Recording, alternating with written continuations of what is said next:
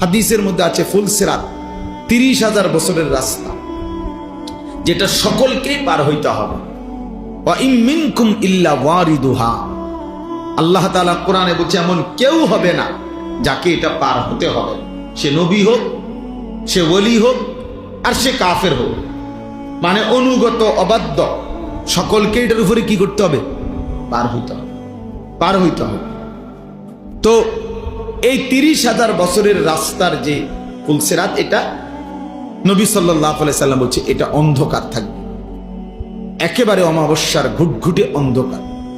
প্রত্যেক মুমিনের ঈমানের সাথে তার আমলের পরিমাণ অনুপাতে ওই ফুলসিরাতের গোড়ায় যখন যাবে, প্রত্যেক ঈমানদারের, ঈমান শর্ত, প্রত্যেক ঈমানদারের তার আমলের পরিমাণ অনুপাতে ওই গোড়ায় গেলে আল্লাহর কুদরতে তার জন্য ওই পরিমাণ আলো জ্বলবে।